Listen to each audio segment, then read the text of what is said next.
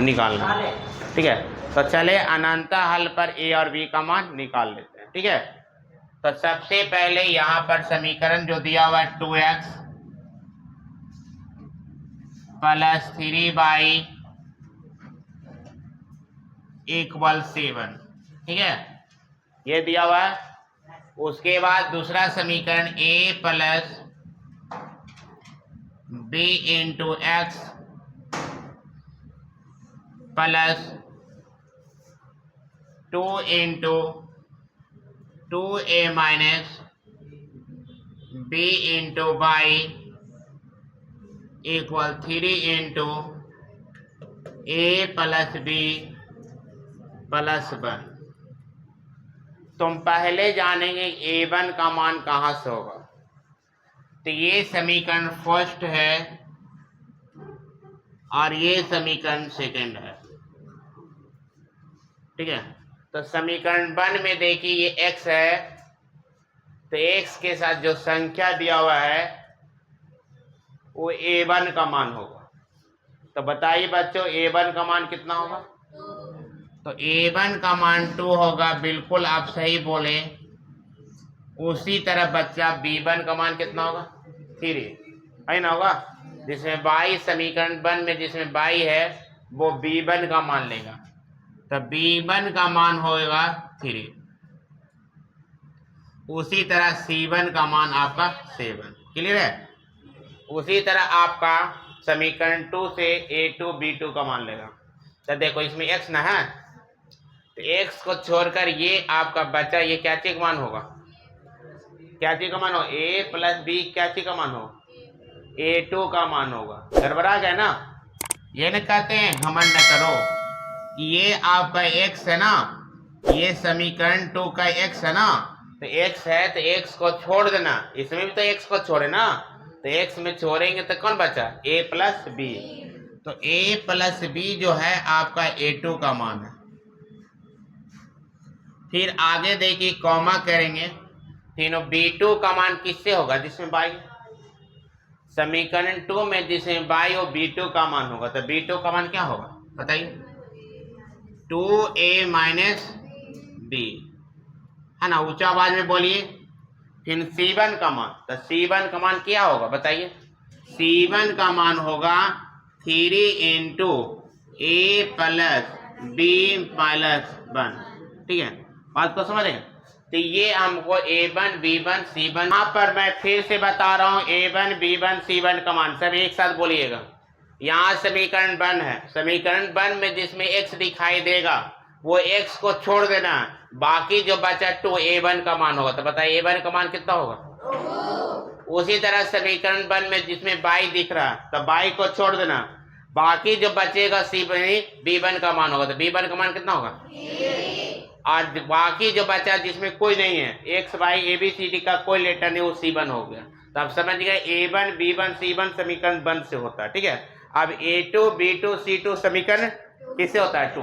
तो देखिए समीकरण 2 में देखिए x नजर आया, क्या नजर आया, तो x आया, तो a1 का मान होगा कि a2 का मान होगा, a1 होगा। समीकरण 2 में a1 होगा कि a2 होगा, क्या यार आप लोग बोलते a2 ना होगा, तो a2 का मान कितना होगा, a प्लस b होगा। समीकरण 2 में चलिए y है, y ना है, तो y जिसमें है उसका जो शेष बात पार्टी है, y को छोड़कर शेष जो पार्टी है वो b2 होगा, b2 ना होगा, तब b2 का मान कितना होगा 2a माइनस, अब बाकी जो बचा ये c1 होगा, c2 होगा, क्या होगा c2।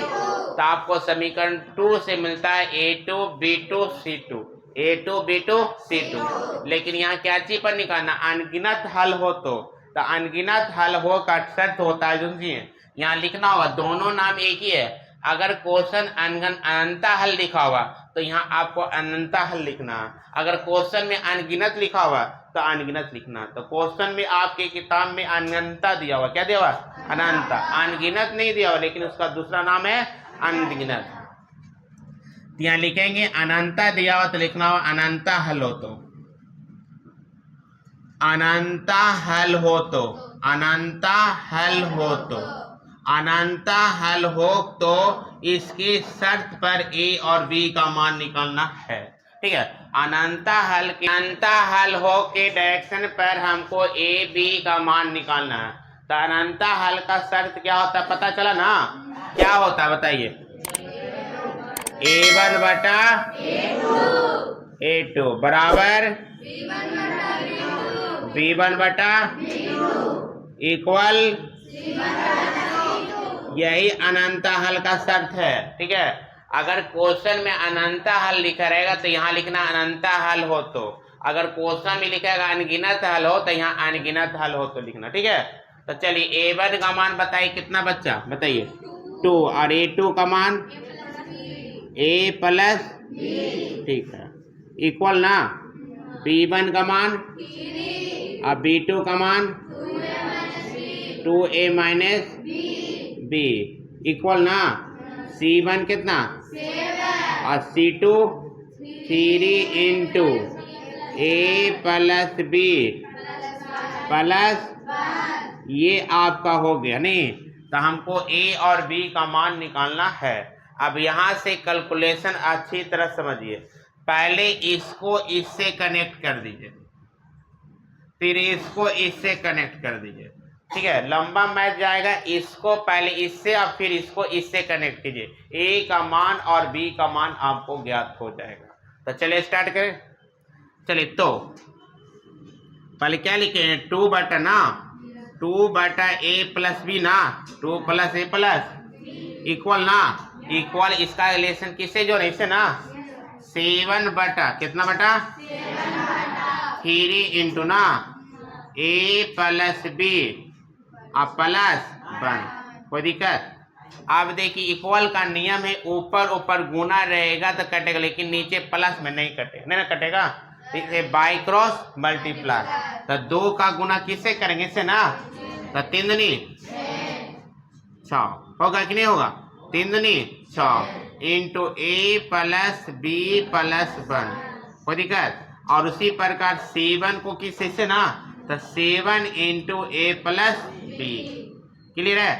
तो अब इसे मल्टीप्लाई करेंगे, देखो तो 6 को A से गुना करें तो 6A होगा। उसी तरह बताइए क्या होगा, उसके बाद 6 होगा। उसी तरह 7 को A से गुना कर 7A और प्लस B। अब कास्ट मिला देंगे, 7 का कास्ट इधर लेके आएंगे तो ये प्लस है तो इधर आएगा तो हाँ। तो देखिए बचवा 6A का कास्ट कौन है, 7 ना है, 7 इधर ले आएंगे तो 7 इधर आएंगे तो कैसे बदलेगा, माइनस की प्लस, माइनस 7A होगा, माइनस A होगा। फिर क्या 6B ना है, प्लस 6B लिखिए, क्या लिखिए 6B, और 6B का कास्ट कौन है 7B, तो 7 इधर लाइए तो इधर आएगा तो कौन बदलेगा, माइनस में 7B बचेगा, और इक्वल का इक्वल, और ये उठ के 6 लेफ्ट से कहाँ जाएगा, तो इधर प्लस इधर जाएगा तो माइनस 6 होगा। अब ये देख दोनों साइन एक है, एक प्लस का साइन है, तो माइनस का साइन ज्यादा कि प्लस का साइन है, तो माइनस A होगा कि नहीं होगा, माइनस A होगा। उसी तरह इसमें भी माइनस B होगा कि नहीं होगा, इक्वल -6 हो गया। हमको A और B का मान निकालना है, तो देखो दोनों माइनस आ गया ना, तो माइनस हम कॉमन निकाल लेंगे, क्या निकालेंगे कॉमन, तो माइनस कॉमन निकालेंगे तो A वाला प्लस में बदल जाएगा और B वाला भी प्लस में बदलेगा, इक्वल -6, तो माइनस माइनस कट गया तो A प्लस B इक्वल 6 हो गया, A प्लस B इक्वल 6। तो इसको हम A इक्वल बना देते, क्या बनाते हैं, तो A इक्वल बनाएंगे तो 6 का 6 होगा, ये प्लस इधर जाएगा तो कुछ नहीं बचेगा। ये समीकरण बन गया आपका, वहां फर्स्ट और सेकंड दिया हुआ है तो यहाँ बन गया थर्ड, क्या बन गया थर्ड। अब A का मान हो गया, तब इसका कैलकुलेशन इससे कीजिए, इसका कैलकुलेशन इससे, ठीक है। तो चलिए पुनः चलते हैं। देखिए लंबा मैथ है, केसी सीना का जो मैथ दिया ना लंबा देवी क्या, बहुत लॉन्ग क्वेश्चन देता है। 3 into 2A minus B equal 7 बटा 3 into A plus B plus 1। इसका भी हम कैलकुलेशन कर लेंगे। पहले इसको इससे और इसको इससे, तो इसको इससे गुना करेंगे तो कितना होगा, 3 तिया 9 होगा, a प्लस b प्लस 1 हो गया, और इक्वल 7 का 7 2a माइनस b। कोई दिक्कत? तो यहाँ देखिए 9 को a से गुना करें तो 9a होगा। अब बताइए इसी तरह आगे क्या होगा बताइए, 9b फिर प्लस 9 बोलिए, ठीक है। उसके बाद फिर इसमें कितना होगा, 14a माइनस 7b। बोलिए कोई दिक्कत है? चलिए अब इसका कास्ट मिला दीजिए। 9a का कास्ट कौन है, ये ना है, तो ये इधर आएगा, तो इधर आएगा तो ये प्लस है, तो इधर आएगा तो उसी में आएगा माइनस में 14a होगा, प्लस 9b का कास्ट इन है, तो ये इधर आएगा, तो ये माइनस इधर आएगा तो हो जाएगा प्लस 7b होगा ना, और ये उठ के इधर से इधर जाएगा, तो ये प्लस वाला उसी में बदल जाएगा माइनस में। चलिए इसको घटाइए, 14 में से 9 जाएगा तो कितना बचेगा, माइनस 5 होगा, और ये दोनों प्लस में ना है, तो 16b इक्वल माइनस 9। यहाँ देखिए समीकरण 1 आया बना, a इक्वल दिया हो ना है, तो यहाँ लिखेंगे a इक्वल 6 माइनस b लेने पर, हो गया। तो चलिए जहां पर a है वहां पर 6 माइनस b डालिए, तो देखिए -5 इंटू होगा ना जी 6 माइनस b, 6 माइनस b हो गया ना, प्लस का 16b इक्वल -9। कोई दिक्कत है? तो यहाँ मल्टीप्लाई करेंगे, -5 को 6 से गुना तो -30 होगा, नहीं होगा, अब -5 को इससे गुना तो माइनस माइनस क्या हो जाएगा, +5b होगा बच्चों। माइनस को माइनस से गुना तो प्लस हो गया, उसी प्रकार प्लस 16b इक्वल -9। अब ये दोनों एक कास्ट है, 16 5 कितना हो जाएगा, 16 5 कितना हो जाएगा, 21, क्या हो जाएगा 21 हो जाएगा, 16 5 21 हो जाएगा, इक्वल का इक्वल -9 ना होगा, -9 हो जाएगा। यहाँ b नहीं लिखे, 16 5 21 b लिखाएगा, देखो 16 5 21 ना होगा, इक्वल का इक्वल -9 का 9, ये -30 है, लेफ्ट से कहाँ जाएगा, राइट, तो माइनस वाला क्वेश्चन बदल जाएगा, प्लस में 30 होगा। तो यहाँ देखिए 21 ना हो जाएगा, 21b, और ये घटेगा तो कितना हो जाएगा, ये भी आपका 21 ही होगा, नहीं होगा, कट जाएगा, तो ये दोनों कट जाएगा। तो b का मान कितना आया बच्चों, b का मान कितना आया 1, तो b का मान 1, तो b का मान समीकरण 3 में रखने पर, ठीक है। तो b का मान समीकरण 3 में ना, 3 में रखना, 1 में नहीं, 3 में रखने पर।